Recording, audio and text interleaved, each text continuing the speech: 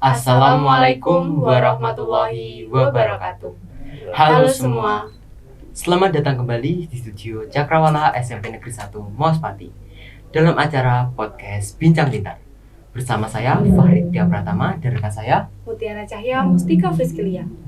Pada podcast kali ini merupakan podcast yang sangat spesial karena kita kedatangan tamu yang sangat spesial di Kabupaten Magetan. Langsung saja kita sambut yang terhormat Bupati Kabupaten Magetan, Bapak Dr. Andes Supramoto SHMSI.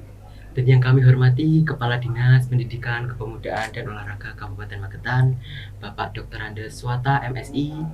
Yang kami hormati Kepala Dinas Kearsipan dan Perpustakaan Kabupaten Magetan, Bapak Suhardi SPD. Selamat datang Bapak, bagaimana kabarnya Bapak? Ya, baik. Alhamdulillah. Ya. Bagaimana kabarnya Bapak Suwata? Ya, alhamdulillah sehat. Selamat datang Bapak. Pagi ya. Bagaimana kabarnya Bapak Suhardi? Alhamdulillah sehat. Ya. Sebelumnya kami ucapkan selamat kepada Bapak Bupati atas kerja keras, semangat dan perjuangannya.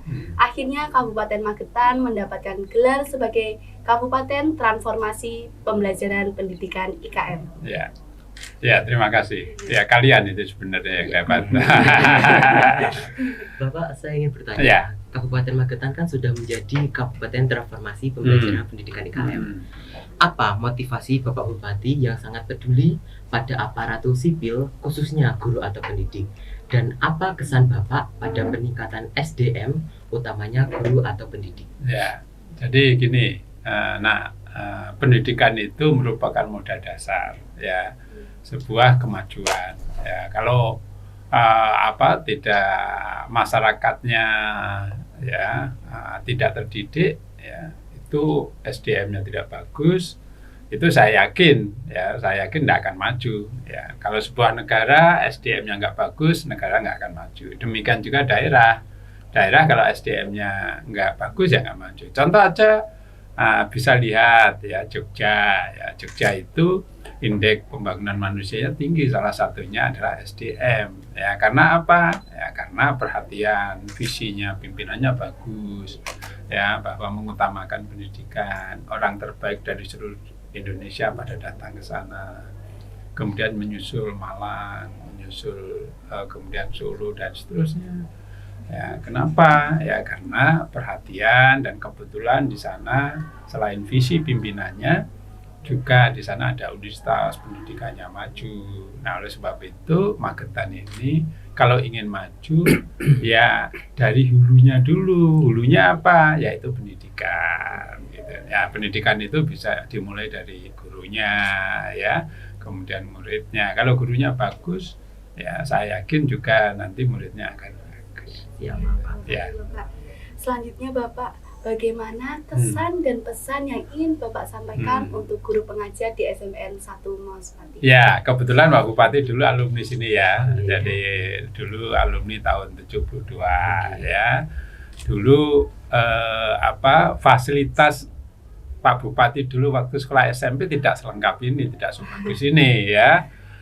Cuma ada ruangan aja ya.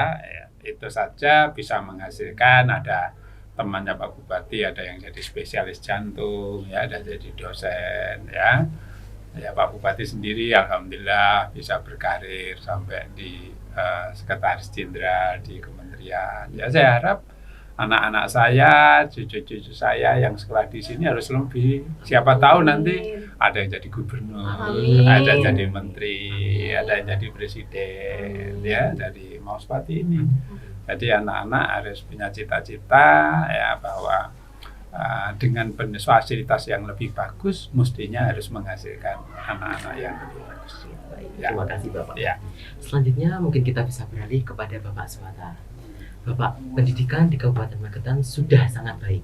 Bagaimana cara Bapak untuk meningkatkan prestasi akademik maupun non-akademik pada siswa pelajar SMP Negeri 1 Maospati, khususnya di Kabupaten Magetan? Oke, terima kasih.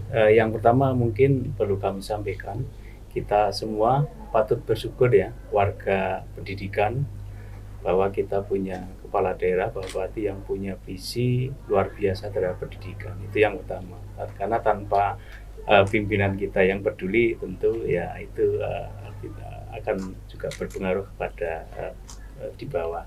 Kemudian terkait dengan bagaimana meningkatkan, alhamdulillah ya, Magetan ini terus merangkak ya, terus naik, terbukti kemarin. Jadi ada bukti bahwa tadi disampaikan Kabupaten Magetan tidak pernah menyiapkan untuk khusus mendapat juara ya kita, tapi akhirnya Kementerian Pendidikan memberikan anugerah penghargaan kepada Kabupaten Magetan sebagai pemerintah daerah yang transformatif dalam pembelajaran. Nah, oleh karena itu ini sebagai modal, alhamdulillah teman-teman guru semua sejak adanya program Merdeka Belajar, kemudian kurikulum Merdeka, Magetan ini termasuk yang bagus ya responnya, artinya menu-menu pembelajaran yang disediakan oleh kementerian melalui PMM, platform Merdeka Mengajar itu rate-nya tinggi karena para guru semua sudah punya akun untuk belajar, kemudian dikembangkan inovasi membuat karya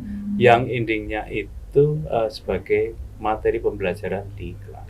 Nah, kami menekankan kepada seluruh pengajar, para pendidik, jadi endingnya itu kan apa yang dilakukan oleh guru dalam belajar melalui PMM itu kan tetap pada siswa di kelas. Alhamdulillah ini kurikulum Merdeka kita sudah dilaksanakan semua Magetan secara umum ya, karena ada beberapa daerah yang belum sebagian belum sepenuhnya melaksanakan kurikulum Merdeka. Mudah-mudahan upaya-upaya ini terus, yang mungkin sekarang dinyatakan sudah beberapa daerah juga menyampaikan wah Magetan terus merangkak pendidikan. Ya harapannya nanti kita berusaha keras ya, kita kerjasama. Saya berharap pada seluruh guru untuk terus berinovasi, kemudian mengembangkan yang P5 itu untuk siswa-siswa. Mungkin itu ya. Nah, begini Bapak, seperti yang kita ketahui bahwa angka putus sekolah di Kabupaten Magetan bahkan di Indonesia cukup tinggi. Bagaimana upaya yang Bapak lakukan guna menekan angka putus sekolah di Kabupaten Magetan? Jadi terkait dengan angka putus sekolah, untuk mengetahui di mana ada putus sekolah, kita memang sudah punya tim ya. Kita kerjasama dengan penilai untuk mendata di desa-desa apakah ada anak yang putus sekolah. Kalau secara umum kita tahun terakhir katakanlah, ini dari sekolah tidak ada laporan yang putus sekolah. Hanya kadang-kadang mungkin ada anak yang setelah jenjang berikutnya misalkan SMP ke SMA itu ke pondok yang mungkin tidak ada sekolah formalnya, pendidikan formalnya, tetapi itu juga kecil. Tapi alhamdulillah sebenarnya Magetan ini kalau terkait anak putus sekolah ini ya kecil sekali ya. Kemudian kalau ada permasalahan keluarga itu tidak sampai putus sekolah, alhamdulillah kita tangani. Misalkan kemarin ada kasus karena kena game online itu ya, tapi ada pendampingan, kemudian kita kerjasama dengan Unima juga dari sisi psikologinya, alhamdulillah itu bisa diselesaikan. Tapi enggak ada signifikan ya kalau di Magetan, insya Allah lah kita tekan agar anak putus sekolah ini jangan sampai terjadi, karena anak harus sekolah intinya itu. Terima kasih Bapak. Kita bisa beralih kepada Bapak Soehardi. Ya. Bapak, saya ingin bertanya, program apa yang sekiranya mendukung peningkatan siswa dan warga dalam berliterasi, khususnya di Kabupaten Magetan, dan mendukung Kabupaten Transformasi Literasi? Ya, terima kasih. Kabupaten Magetan ini dengan kita ketahui bersama, Pak Bupati begitu getolnya, luar biasanya, bahkan tidak hanya dikenal di Jawa Timur, tapi secara nasional beliau memang penggiat literasi yang cukup luar biasa dan berhasil. Ya. Nah, untuk Kabupaten Magetan, ya, ini diimbaskan ke warga masyarakat di lingkup pendidikan. Terbukti ada payung, ya, ada peraturan Bupati nomor 62 tahun 2020 terkait dengan Kabupaten Literasi. Nah, berbagai upaya dalam rangka untuk mendukung Kabupaten Magetan sebagai Kabupaten Literasi, ini berbagai koleksi bahan pustaka ditingkatkan. Bahkan Pak Bupati ini ya begitu semangatnya terkait dengan pengembangan perpustakaan, ini langsung dibuangan luar biasa. Nah, kami di Kabupaten Magetan ini sudah punya koleksi buku yang konvensional, ini 160.000 judul. judul. Belum yang digital. Digital itu ada 1.500 judul. Belum connect dengan Perpusnas, e-jurnal dan sebagainya. Nah, itu upaya-upaya dalam rangka untuk meningkatkan literasi di masyarakat. Itu tidak cukup ternyata. Dari Pak Bupati tidak cukup. Harus ada bukti real terkait dengan literasi. Dibangunlah Geraha Pusat Literasi di situ. Jadi luar biasa. Nah, di Geraha Pusat Literasi itu diperuntukkan oleh seluruh warga masyarakat, ya, untuk mengembangkan ide gagasannya, menulis, mencurahkan pikirannya, dan hasilnya itu bisa ditinggal di situ. Nah, nanti untuk pembelajaran bersama-sama. Jadi itu upaya-upaya. Luar biasa sekali ya Bapak. Iya. Nah, begini, tadi kan Bapak sudah mengunjungi perpustakaan SMPN 1 Maspati. Bagaimana kesan dan pesan yang ingin Bapak Suhadi sampaikan untuk perpustakaan Ganesha SMPN 1 Maspati? Iya, langsung terlintas di benak saya itu harus ini berkolaborasi, bersinergi dengan perpustakaan kabupaten. Ini harus. Kenapa? Ternyata apa-apa yang ada di sini sudah bagus dan akan berkolaborasi dengan perpustakaan daerah akan lebih bagus lagi. Mungkin terkait dengan koleksi bukunya, mungkin terkait dengan sistem aplikasinya, nah, mungkin juga terkait dengan tata kelola pengelolaannya. Karena di Kabupaten Magetan ini tahun 2023 ini, alhamdulillah kita terakreditasi dengan cukup memuaskan. Ya, nilainya A. Ini harus disupport dari perpustakaan yang ada di sekolah. Nah, ini nanti kita siap berkolaborasi. Ya. Terima kasih Bapak. Ya. Satu lagi pertanyaan untuk Bapak Bupati. Bapak tadi setelah mengunjungi kantin SMP Negeri 1 Maspati, kantin Mandala Wiyata Pakerti, yang menerapkan program Kurasaki, kurangi sampah sekolah kita, dengan cara zero sampah plastik. Apa pesan dan kesan Bapak setelah tadi mengunjungi kantin SMP Negeri 1 Maspati? Ya. Jadi kebiasaan yang baik itu harus dimulai sejak dini, ya. Jadi kita harus mewariskan, memelihara bumi ini dengan baik. Kemudian kita juga harus bersyukur kepada Tuhan, ya, bahwa kita diberikan alam yang demikian indah. Caranya bersyukur dari mana? Yaitu memelihara. Ya, dari paling kecil dimulai dari sekolah. Jangan buang sampah sembarangan, ya. Kalau perlu buang tempat sampah pada tempatnya. Jadi bukan membuang sampah pada tempatnya, tapi buang tempat sampah. Kalau perlu tidak perlu ada tempat sampah.